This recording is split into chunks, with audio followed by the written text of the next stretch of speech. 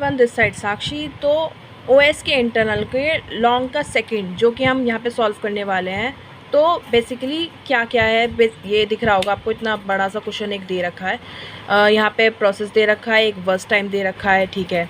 उसके बाद यहाँ पे हमें पूछा गया है कि FCFS इस तरीके से और SGF और कुछ कुछ टर्म्स दे रखी हैं जिनको ओएस के बिल्कुल भी न्यूमेरिकल्स नहीं आते हो ना, उनको भी आई थिंक समझ आ जाएगा, बहुत अच्छी तरीके से आएगा, बहुत इजी है, ध्यान से सुनना बस। और यहाँ पे हमसे एक ही चीज़ पूछी है, एवरेज वेटिंग टाइम डिस्कस करना है, मतलब एवरेज वेटिंग टाइम बताना है क्या होगा। तो यहाँ पे आपको दिख रहा है एवरेज वेटिंग टाइम इन तीनों का अलग अलग आएगा, वो हमें यहाँ निकालना है, ठीक है। और इसके अंदर बेसिकली दो ही चीज़ याद रखनी है, TAT और मतलब इसका फार्मूला एक और एक इसका फार्मूला, दो ही फार्मूले पूरे में यूज़ होंगे और कब हो जाएगा आपको पता भी नहीं चलेगा। अब ये टर्म्स क्या हैं, नहीं आई समझ, आई नो। यहाँ पे दिख रहा है आपको, मैं एक बार आपको पूरा लेआउट दिखा देती हूँ अच्छी तरीके से। ये दिख रहा है सेम लेआउट है, कोई अंतर नहीं है, ठीक है। ये दिख रहा है आपको, ये भी बिल्कुल सेम ही है, वही चीज़ मैंने लिख रखी है सबकी सब, और ये भी बिल्कुल डिट्टो सेम ही है। अब डिफरेंस यहाँ पे क्या आने वाला है वो देखेंगे। यहाँ पे इतनी सब टर्म्स दे रखी है, सब याद करनी पड़ेगी, कुछ याद करने की ज़रूरत नहीं है। यहाँ पे सब कुछ क्वेश्चन में ही था बेसिकली। यहाँ पे आपको दिख रहा है प्रोसेस दे रखा था, बस टाइम दे रखा था, प्रोसेस और VT मैंने एज इट इज़ उतारे, ठीक है। वेटिंग टाइम है WT, यहाँ पे वेटिंग टाइम पूछ रखा है, ये टर्म भी इसी के अंदर गिवन थी वेटिंग टाइम वाली।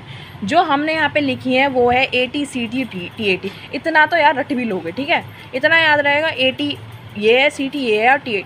अब ये मैंने यहाँ पे ये इस तरीके से लिख रखी, मतलब यार इनको बोलते क्या है ये तो बता दो, ठीक है। तो एक बार वो और देख लेते हैं।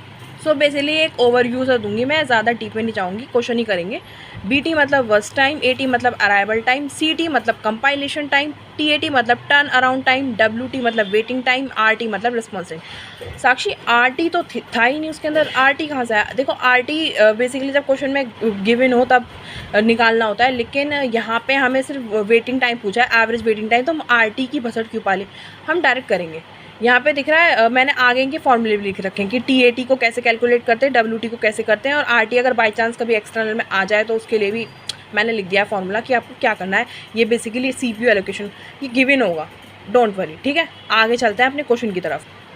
सो यहाँ पे आप देख रहे हो AT मतलब मैंने बताया था अराइवल टाइम। अब साक्षी AT तो दे ही नहीं रखा, अब क्या करें, देखो AT नहीं दे रखा, अराइवल टाइम नहीं दे रखा, 0 मान के चलेंगे। यहाँ मैं लिख देती हूँ 0 0 अराइवल टाइम होगा हमारा, ओके 0 अराइवल टाइम, ठीक है। अब साक्षी कंपाइलेशन टाइम कैसे निकालें, ठीक है। तो उसके लिए सबसे पहले हम गैंट चार्ट बनाएंगे। गैंट चार्ट क्या है, बहुत सिंपल चीज़ है, और किसके लिए, FCFS के लिए तो बहुत ही ज़्यादा सिंपल है। क्या करना होता है बेसिकली, हमें इस तरीके से कुछ बनाना है, ठीक है। मैं बना देती हूँ, मैंने बना दिया, ठीक है। अब मैं सीधे सीधे यहाँ पे ये लिख दूँगी, डायरेक्ट लिखूँगी, मैं कोई डीप में डिटेल में नहीं जाऊँगी, बेसिकली पेपर है कल तो मैं डायरेक्ट बताऊँगी, ठीक है। इस तरीके से मैंने लाइन से लिखे, कोई गड़बड़ या कुछ ऐसा नहीं है, सीधे सीधे लिखे, समझ आ रहा होगा, ठीक है। अब कंपाइलेशन टाइम में बेसिकली होता क्या है, 0 से स्टार्ट करेंगे, ठीक है। 0 से स्टार्ट कर दिया, अब 0 यहाँ पे P1 का क्या है 10, 0 में 10 प्लस कर दिया 10, ठीक है। अब 10 के अंदर 29 प्लस करेंगे, क्या हो जाएगा 39। अब 39 के अंदर 3 प्लस करेंगे, 3 प्लस करने पे क्या हो जाएगा 42, ठीक है। 42 में 7 प्लस कर देंगे 49, 49 में 12 प्लस कर देंगे विच इज़ 61। ये जो आया है इसको उतारेंगे यहाँ पे, यहाँ लिख देंगे 0, बेसिकली यहाँ पे 10, उसके बाद आएगा 39, उसके बाद आएगा 42, फिर आएगा 49, फिर आएगा 61। एज इट इज़ उतारा है मैंने, कोई बहुत बड़ी चीज़ नहीं की है, कोई मैथ्स के फॉर्मूले लगाए बड़े बड़े, बहुत ही इजी सी चीज़ है, बस स्टेप बाय स्टेप करनी है। उसके बाद मैंने बोला था कि दो फॉर्मूले हैं जो कि याद रखने हैं, which is TAT and WT, turn around time और क्या नाम है वेटिंग टाइम, ठीक है।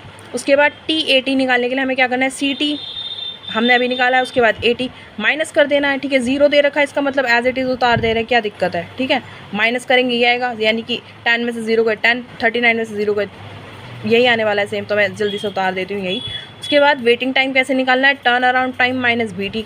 तो टर्न अराउंड टाइम ये रहा 10 माइनस और BT ये रहा, इसको माइनस करना है, इसमें से इसको माइनस करके यहाँ लिख देना है, तो मैं फटाफट लिख देती हूँ। सो बेसिकली मैंने माइनस करके यहाँ पे लिख दिया है, ठीक है, इतना हो जाएगा डन, ठीक है। तो अब आगे चलते हैं, आगे यहाँ पे लिखा है एवरेज वेटिंग टाइम। तो बेसिकली यहाँ पे 5 टर्म्स है, तो मैंने अपॉन में 5 लिखा है, बेसिकली यही तो करते हैं ना, सबको प्लस करते हैं और जो टोटल नंबर है उनको एवरेज निकाल के उसका डिवाइड देते हैं, दैट्स इट। तो अब इसका एवरेज टाइम निकाल देते हैं। सो बेसिकली मैंने यहाँ पे इसका एवरेज निकाल दिया है, दैट्स इट। ये FF वाला इतना डन हो चुका है। अब नेक्स्ट चलते हैं। नेक्स्ट आप देख सकते हैं बिल्कुल same as it is table है। अब यहाँ पे डिफरेंस क्या आने वाला है वो देखेंगे। अराइवल टाइम यहाँ पे 000 ही होने वाला है, कोई अंतर नहीं होगा इसके अंदर। आगे हमें फाइंड करना है कंपाइलेशन टाइम, तो उसके लिए हमें चाहिए फिर से गैंट चार्ट की हेल्प। तो अब हम गैंट चार्ट बनाने वाले हैं, लेकिन इसमें प्रोसेस है डिफरेंस क्या है देखते हैं वो, ठीक है। तो बेसिकली वो तो बनता ही है एक जो बॉक्स हम बनाते हैं, लेकिन बॉक्स में इस बार हम सीधा P1 P2 P3 इस तरीके से ले लिखेंगे। अब हम क्या करेंगे साक्षी, तो अब हम क्या करने वाले हैं, अब हम सबसे पहले देखेंगे यहाँ पे बर्स्ट टाइम सबसे ज़्यादा कम किसका है, ठीक है। सबसे ज़्यादा कम किसका लगा हमें, P3 का। सबसे पहले यहाँ पे आएगा P3, ठीक है। P3 उतार दिया। अब P3 उतारने के बाद जो सबसे ज़्यादा कम होगा दैट उसी के बारे में हमें लिखना है।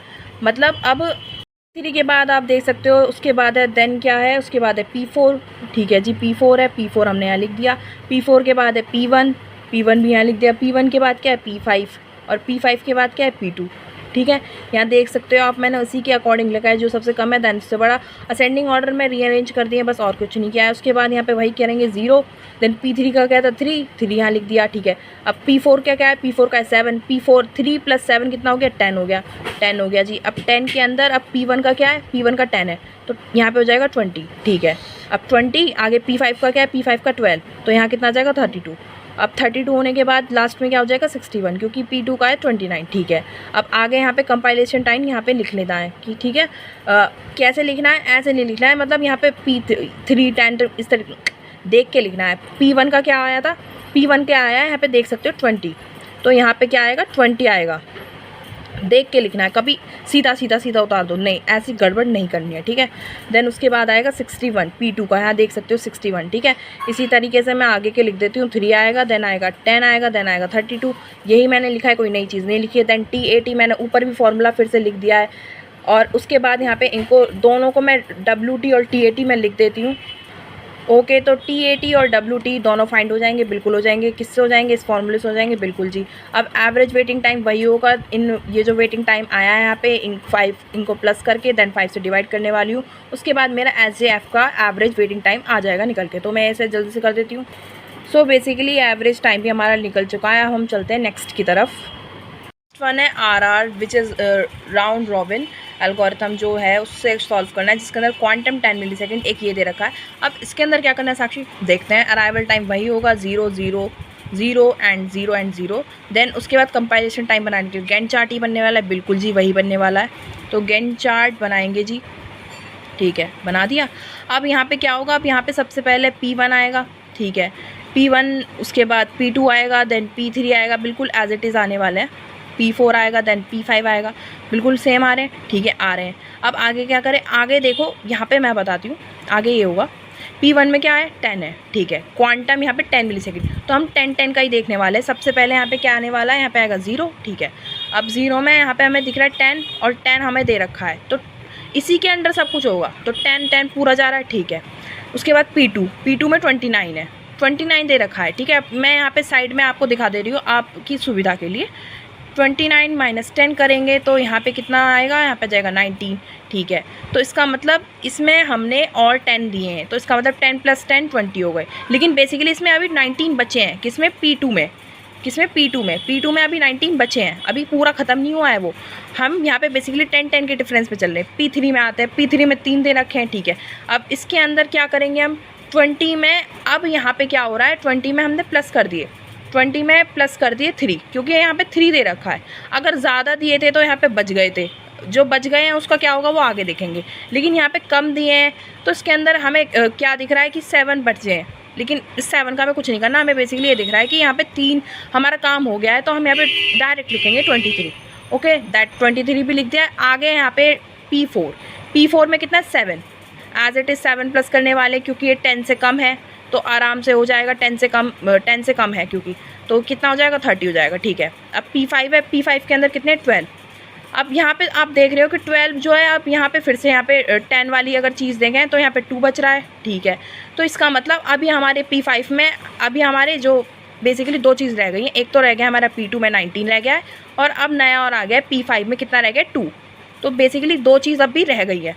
तो P5 है, P5 के अंदर अब हमने और 10 दिए हैं, तो क्या हो गया 40 हो गया। ठीक है, अब दोबारा यहीं से स्टार्ट करेंगे। P1 तो हमारा बिल्कुल क्लियर बढ़ा है, P2 में कितने थे 19 बचे थे, तो यहाँ पे P2 को देंगे। P2 को दिया, लेकिन अब भी P2 में कितने बचे हैं 10 तो दे दिए, 9 बचे, अब भी 9 बच गए। ठीक है, लेकिन P2 में देने के बाद 50 यहाँ पे आ गया, 10 प्लस हो गया। अब आगे चलते हैं, आगे चलने के बाद क्या हुआ, P5 वाला खत्म हो गया। ये जो P5 वाला था इसमें तो 2 ही थे, ये तो खत्म हो गया। ठीक है, P5 वाला खत्म हो गया, लेकिन ये हो गया 52, क्योंकि यहाँ पे 2 ही थे, तो 2 प्लस हो गया 52 हो गया। ठीक है, देन उसके बाद यहाँ पे P2 में बचे 9। अब ये 10 से कम है, ये पूरा का पूरा गया है, तो 9 इसमें जाने के बाद यहाँ पे आ गया 61 आ गया। क्या आ गया P2 में। अब यहाँ पे कंपाइलेशन टाइम किस तरीके से लिख रहा है वो देखते हैं। तो सबसे पहले यहाँ पे देखो P1 में कब खत्म हुआ, 10 पे हो गया, तो सीधा 10 लिख देंगे। P2 पे कब हुआ, यहाँ पे P2 पे देख पा रहे हो 61 पे हुआ है, तो 61 आएगा। P3 पे कब हुआ, P3 पे हुआ है 23 पर, तो यहाँ 23 आएगा। P4 पे कब हुआ, P4 पे हुआ है 30 पे, तो 30 आएगा। और P5 पे कब हुआ है 52 पे, तो 52 आएगा। इस तरीके से कंपाइलेशन टाइम निकल गया। अब यहाँ पे TAT टर्न अराउंड टाइम और वेटिंग टाइम वही सेम चीज़, यही सेम फार्मूला मैंने ऊपर दोबारा लिख दिया है। वही सेम चीज़ CT minus AT then TAT minus BT, then इस तरीके से ये निकल जाएगा। Then same as average waiting time निकाल देना है, दैट्स इट, यही करना है। इसको कर देते हैं। सो बेसिकली ये हो गया है यहाँ तक, और आई थिंक कोई भी दिक्कत नहीं होगी इसके अंदर। अब लास्ट में मैंने इन तीनों को इस तरीके से यहाँ पे लिख दिया है जो जो हमारे आए थे। दैट्स इट, हमारा क्वेश्चन हो चुका है सॉल्व। तो मिलते हैं फिर नेक्स्ट वीडियो में।